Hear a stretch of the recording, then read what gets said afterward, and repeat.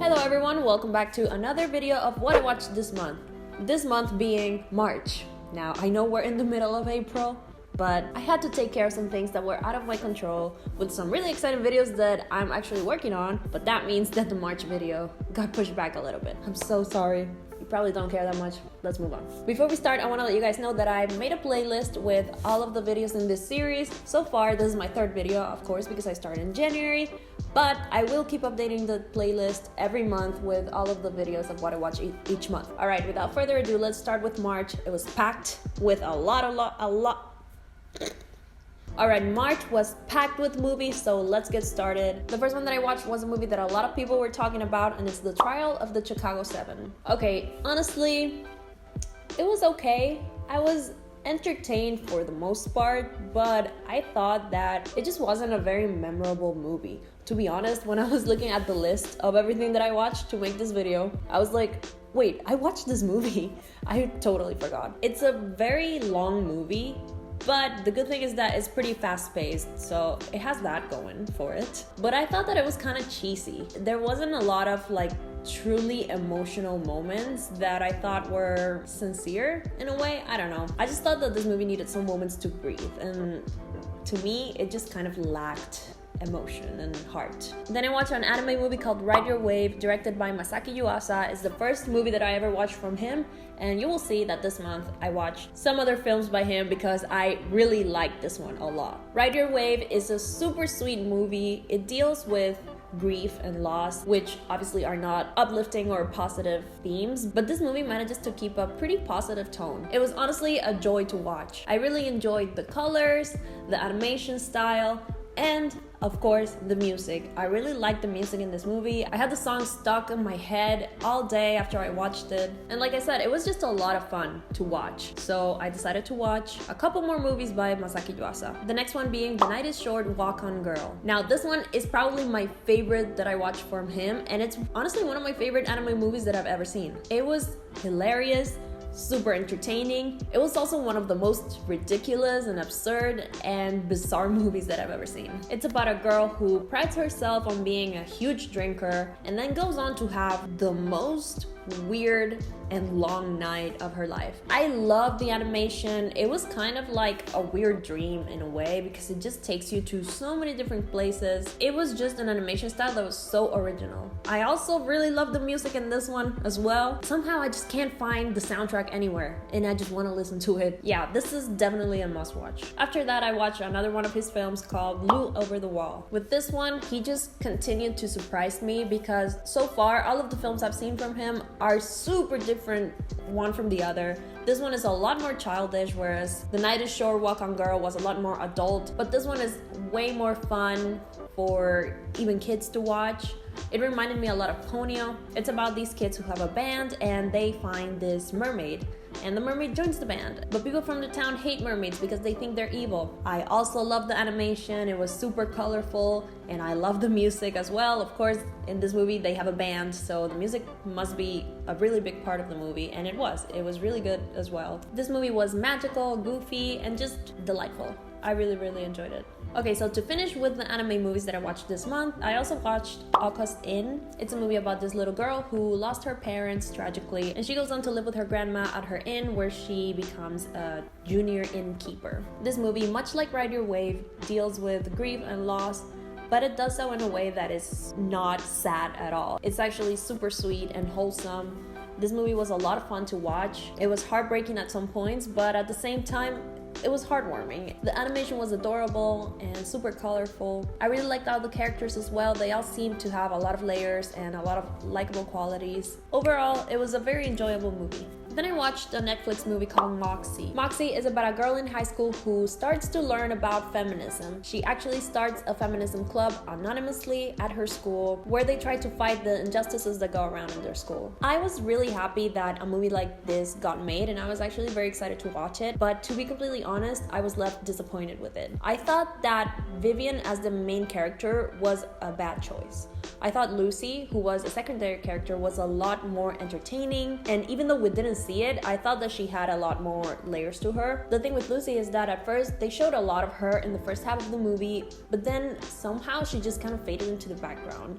and I really wish that they would have given her more depth and more of a storyline. The same thing happened with a lot of the other secondary characters. The movie kind of just forgot about them. I did like the relationship between Vivian and Seth, how they went from friends to crush to dating. I thought that was super cute, and Seth is an angel. Then I watched the documentary series Allen vs. Pharaoh, which is about the disgusting, creepy old monster that is Woody Allen, and everything that he did in his relationship with Mia Farrow and towards his stepdaughter Dylan Farrow. If you guys don't know about Woody Allen's past, or if you do and you just want to learn more, I think that this documentary is very eye-opening, but I'm not gonna go into detail because it's just disgusting and I don't want to talk about it. But yeah, if you want to learn about the case, if you're a film fan, if you are a Woody Allen fan, I suggest that you watch this documentary series. Then I watched Sophia Coppola's The Beguiled. I really like Sophia Coppola's films, but I think this one is probably the one I like the least. It was gorgeous to look at. I thought the performances were great. I thought that in the first half there was a lot of tension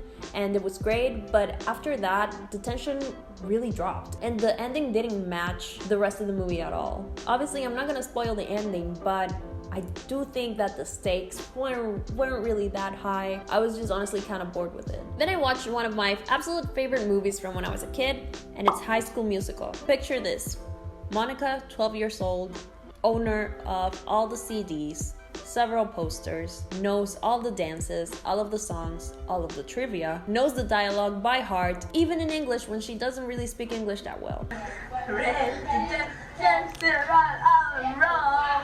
But I have a confession, my own here got a station and it's making me lose control.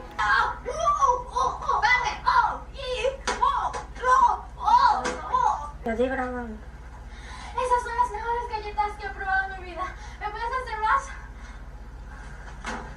¿Puedo hacerte crème brûlée? Yes. I was obsessed with this movie, and honestly, I love watching it from time to time just to remember the good old days. It's truly a modern musical masterpiece, and it includes one of my favorite quotes of all time: "Evaporate, tall person." Thank you, Sharpay. Okay, this is where it gets good. I watched Tenet for the first time. I really like Christopher Nolan's films. I really do, but Tenet...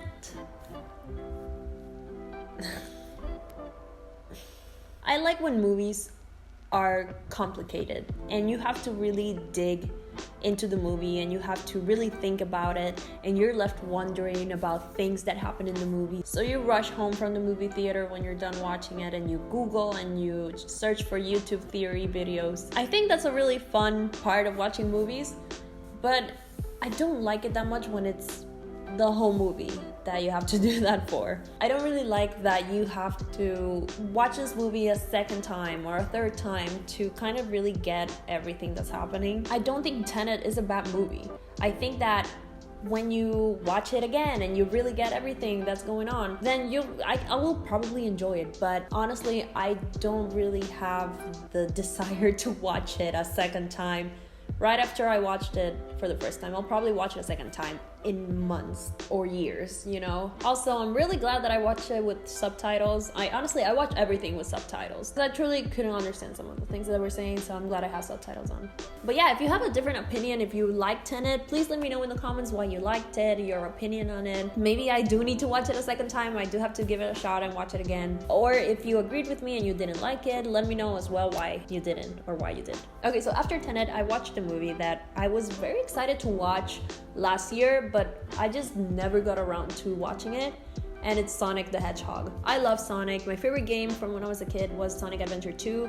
It's still a game that I love. So I was really excited for this movie. And honestly, I enjoyed it. I'm not gonna say that it was the best movie I've ever seen because it wasn't. And I am a little bit disappointed that they decided to do a movie where, you know, Sonic is the CGI character and he's in a world full of just humans and he's in New York, or I don't even know. Was it New York? I don't remember. It's always New York. And he wants to live on Earth, and I don't know, I didn't like that aspect of it. I would have much preferred a movie where it was just an animated movie with Sonic, Dr. Eggman, Tails, Knuckles, Shadow in their world. But I don't know, I don't think we're gonna get that because they're already making a second Sonic movie. I did like Sonic's voice a lot. Ben Schwartz did a really good job with his voice. I like Dr. Eggman as well. Jim Carrey obviously did a great job. Again, this movie isn't bad. It's really cheesy, it's very predictable. I think kids will really enjoy it. If you want to watch a movie after you watch Tenet and your brain is fried,